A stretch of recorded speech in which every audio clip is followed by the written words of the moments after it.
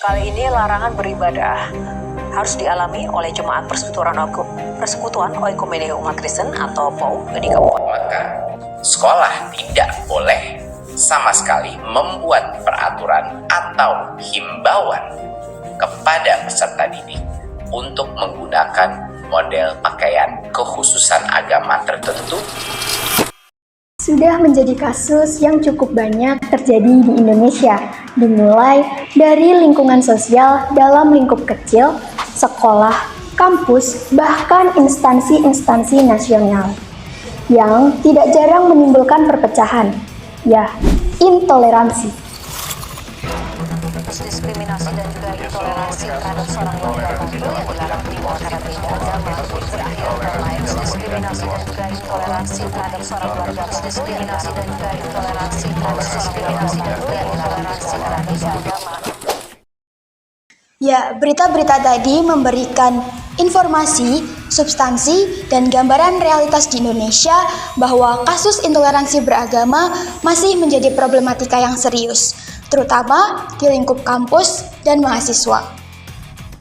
Cukup menjadi sebuah ironi bahwa negara yang berkemanusiaan, yang adil dan beradab, dan berkeadilan sosial, tetapi menduduki peringkat menengah ke bawah dalam titel negara yang paling toleran. Terlebih, kasus-kasus yang ada terjadi pada lingkup mahasiswa, di mana mahasiswa seharusnya menjadi tolok ukur kaum terdidik di Indonesia. Mengapa hal ini bisa terjadi? Mari kita bahas bersama. Menurut kalian nih, sebagai mahasiswa, sekarang ini kan marak banget ya kasus intoleransi di lingkungan sekitar. Nah, menurut kalian tuh apa sih yang menyebabkan hal-hal seperti ini, seperti intoleransi ini bisa terjadi di Indonesia, terutama di lingkungan kampus?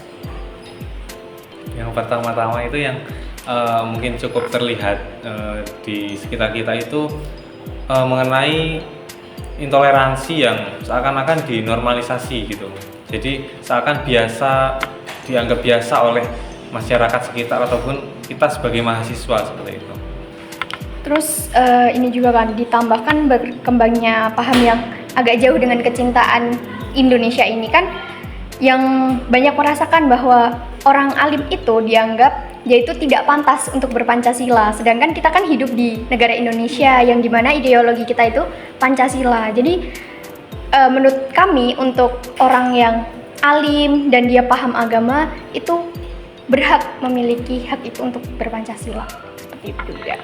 Terus ditambah juga kan mengenai sistem pendidikan itu, yang dimana di luar sana itu banyak kasus-kasus yang dia itu sekedar mentransfer ilmu pengetahuan, yang dimana pengakuan akan keberagaman dan keberagamaannya itu tanpa mengajarkan di kehidupan nyata, di lapangannya itu seperti mana. Jadi banyak yang salah jalan lah.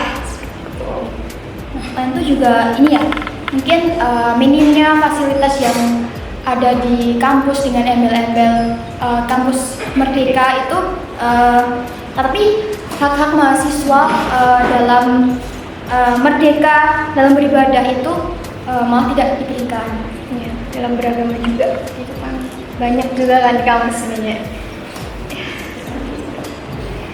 Terus kalau kan kita dari tadi ngomonginnya tentang lingkungan kampus. Nah, dari kampus kita sendiri tuh kira-kira gimana guys? Kita berkaca ke kampus kita sendiri gitu. Udah intoleransi yang terjadi di kampus kita tuh apakah nggak ada atau ada? Dan apakah hak-hak para warga mahasiswa kampus kita untuk merdeka dalam beragama itu diberikan? Nah, halo teman-teman, di sini kami lagi bersama salah satu teman kita di kelas, Kristiana, yang kebetulan berbeda keyakinan dengan kita dan bersedia untuk diwawancarai. Nah, Kris, menurut kamu pernah nggak sih mengalami atau melihat kasus seperti diskriminasi dan juga intoleransi di lingkungan kampus gitu? Mungkin dari dosen atau dari mahasiswa atau yang lainnya? Kalau aku secara pribadi mengalaminya itu belum pernah. Kalau melihat pun juga belum pernah. Tapi ada hal yang membuat aku sedikit risih ya.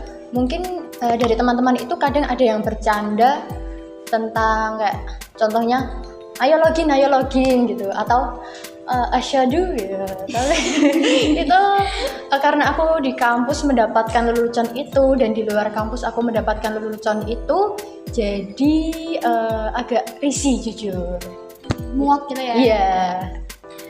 Oke, kalau ini dalam hal hak-hak kamu untuk beribadah dan beragama di kampus ini tuh, UNS itu udah memberikan hak-hak tersebut apa belum? Kalau dari diri kamu sendiri?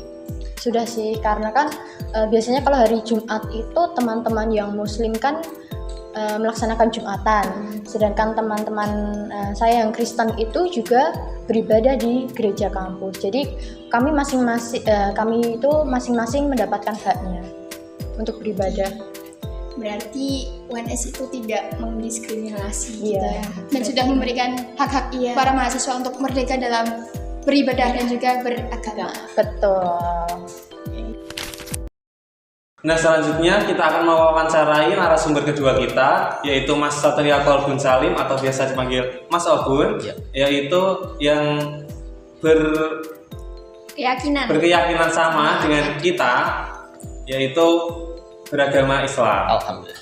Oke, Mas Obun sendiri, kita mau tanya nih. Iya, Mas Fadzi. Mas Obun sendiri pernah nggak mengalami atau melihat kejadian atau kasus diskriminasi atau intoleransi yang ada di kampus ataupun di sekitar kampus mungkin seperti itu? Ya, kalau untuk mengalami sendiri, alhamdulillah saya belum pernah ya.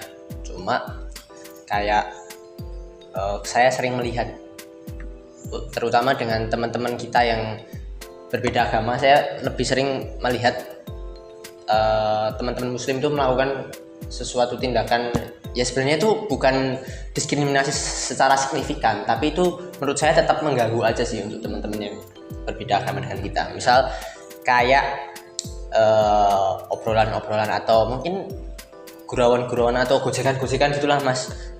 Kayak misal kita dengan teman kita yang Nasrani gitu, misal ada teman kita Nasrani yang gondrong tuh sering dibilang kayak papi J gitu-gitu. Itu saya merasa itu sebenarnya sangat mengganggu gitu loh. Saya merasa disturbing gitu. Terus yang selanjutnya kayak misal teman-teman muslim gitu, saya juga sering melihat memakai atribut-atribut atau identitas agama lain dengan alasan fashion dan lain-lain, pokoknya dengan alasan gaya lah. Padahal kan bisa jadi atribut-atribut itu menurut teman-teman yang berbeda agama itu sesuatu yang dianggap sakral. Misal kayak banyak kan kita temui di sosial media bahwa misal kayak konten-konten fashion gitu, itu memakai kalung salib, padahal yang memakai itu bukan beragama Nasrani. Itu kan menurut saya ya nggak pas aja gitu loh. Itu terus salah satu lagi kayak memakai gelang tridatu yang untuk teman-teman kita yang beragama Hindu, tapi yang memakai bukan teman-teman yang beragama Hindu, padahal kan gelang itu dianggap sakral oleh mereka.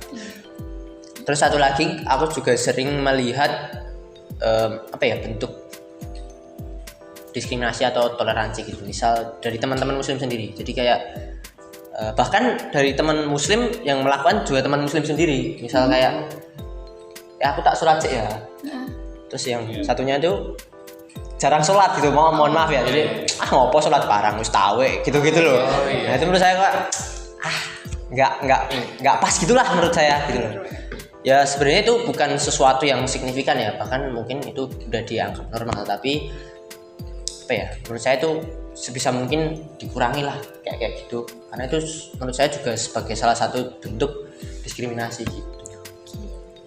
Terus kalau menurut Mas Obun sendiri nih, di UNS ini tuh udah memberikan hak-hak untuk mahasiswa untuk beribadah dan beragama atau belum?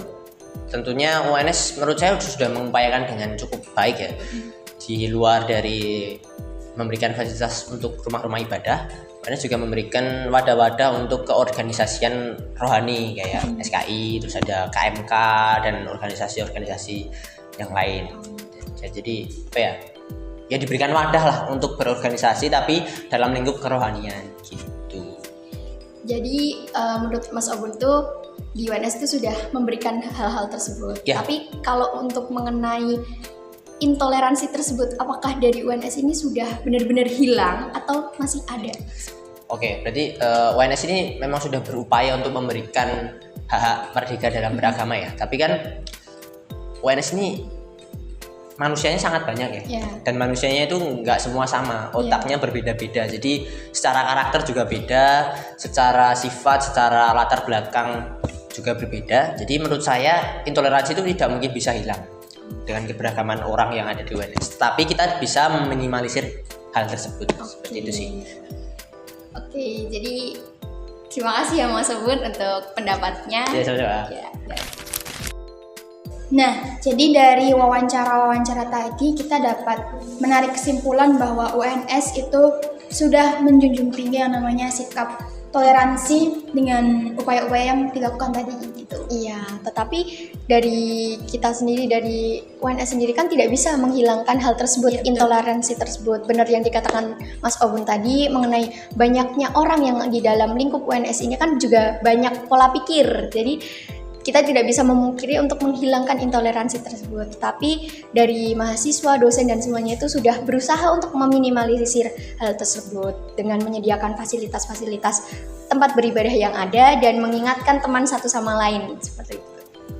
Itu artinya Universitas 11 Maret yang telah menyediakan fasilitas berupa rumah ibadah bagi seluruh agama serta mendukung dan menyediakan organisasi-organisasi keagamaan ini membuat mahasiswa UNS merdeka dalam memeluk agama serta menjalankan ibadahnya masing-masing. Seperti itu. Ya, mungkin itu aja dari kami. Kurang dan lebihnya mohon maaf. Dan sampai jumpa. Universitas 11 Maret adalah salah satu perguruan tinggi terkemuka di Indonesia yang menjunjung tinggi nilai keberagaman. Sebagai wujud nyata toleransi, UNS menyediakan berbagai fasilitas peribadatan yang mencerminkan keberagaman agama dan kepercayaan di Indonesia. Di kampus ini terdapat masjid, gereja, pura, vihara, hingga kelenteng yang berdiri berdampingan, menciptakan harmoni di antara seluruh civitas akademika. Dengan menyediakan ruang untuk setiap keyakinan, UNS tidak hanya menjadi tempat belajar, tetapi juga wadah bagi mahasiswa untuk menjalankan ibadah sesuai kepercayaan mereka. Hal ini menunjukkan komitmen UNS dalam mendukung nilai-nilai kemanusiaan dan keberagaman budaya yang menjadi kekayaan bangsa.